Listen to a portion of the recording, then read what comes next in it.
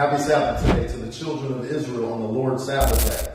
The title of today's lesson is called E1B1A, which is the genetic DNA of the so-called African Americans, also known as the children of Israel. And the history of the so-called African Americans does not begin on the shores here in America, but our history goes back to the land of Israel.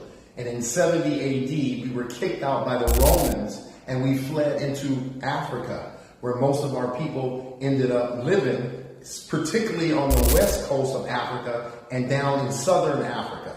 You don't have the E1B1A DNA code is very minimal in East Africa and North Africa. So that's how we know when the ships came on the west coast of Africa and took us into slavery and we brought us over here into America, we have that same DNA, the E1B1A DNA, which designates us as the children of Israel. And to further prove the history of the so-called African Americans, we rely strictly on the Bible, which is a history of the so-called African Americans, or it's also known as the children of Israel. We can go to the book of Genesis chapter 10, which talks about the table of nations, knowing Noah having 3 sons, Shem, Ham, and Japheth. Most people are under the assumption that we descend from Noah's son's Ham, but that is a misnomer, because there's a book out that states that it talks about Ham's descendants, which are the Canaanites, the Cushites, the Mizraim, and Put. These are the sons of Ham, but not the Negroes. The Negroes are not the sons of Ham. We don't come from the son of Japheth either, because those are the sons of the Gentiles.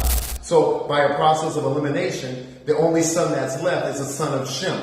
We are the descendants of Shem, the so-called African Americans, or the children of Israel. We are the descendants of Shem, which makes us Shemitic. Let us go into the Bible and prove the history of the so-called African Americans. Deuteronomy chapter 28, verse 1, and it shall come to pass, if thou wilt hearken diligently unto the voice of the Lord thy God, to observe and do all his commandments, which I command thee this day, that the Lord thy God will set thee on high above all nations of the earth. Because we did not listen to the Lord our God, God said in the curses, Deuteronomy 28:68, the Lord shall bring us into Egypt again with ships. By the way whereof I spake unto thee, thou shalt see it no more again. And there we were sold unto our enemies for slave men and slave women, and no man shall buy us. God's house of prayer is a house of prayer for all people.